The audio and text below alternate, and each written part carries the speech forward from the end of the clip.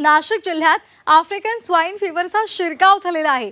पाथर्डी परिसर बाधित क्षेत्र म्हणून घोषित करण्यात आले। 10 किलोमीटर परिसर निगराणी क्षेत्र म्हणून घोषित करण्यात आले। परिसरातील सर्व वराहांचे कलिंग करण्याचे आदेश दिलेत। प्रशासनाने नागरिकांना खबरदारीच्या सूचना सुद्धा दिलेल्या आहेत। आताची महत्त्वाची बातमी आपण झी 24 तासवर पाहतोय। कोरोना नंतर राज्यावर आता नवं संकट ओढवलेलं आहे। नाशिक जिल्ह्यामध्ये धोकादायक अशा आफ्रिकन स्वाईन फीवरचा शिरकाव झालाय। नाशिकमधील वराहांमध्ये नव्या विषाणूची लागण झाल्याचं अहवालातून स्पष्ट झालंय आणि त्यामुळे हा परिसर बाधित क्षेत्र म्हणून घोषित करण्यात आलाय। 10 किलोमीटर परिसर निगराणी क्षेत्र म्हणून घोषित केलेला आहे। सोबतच 1 किलोमीटर क्षेत्रातील सर्व वराहांचे शास्त्रोक्त पद्धतीने कलिंग करण्याचे आदेशही प्रशासनाने दिलेले आहेत। तरी चिंता वाढवणारी अशी ही महत्त्वाची बातमी आपण झी 24 तासवर पाहतोय। नाशिकमधली ही बातमी आहे। आफ्रिकन स्वाईन फीवरचा शिरकाव झालेला आहे आणि त्यामुळे तिथल्या नागरिकांची चिंता वाढलेली आहे।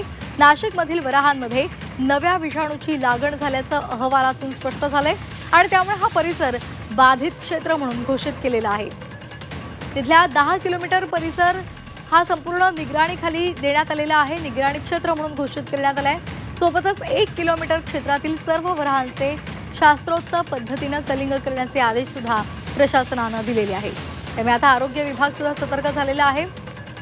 सरकार सतर्क झालेलं आहे आणि सरकारी यंत्रणांनी आता खबरदारीच्या सूचना आणि उपाययोजना राबवायला सुरुवात केली आहे। तर नागरिकांना सुद्धा खबरदारी घेण्याच्या सूचना देण्यात आलेल्या आहेत। यावर एक आपण नजर टाकूया ग्राफिक्सच्या माध्यमातून।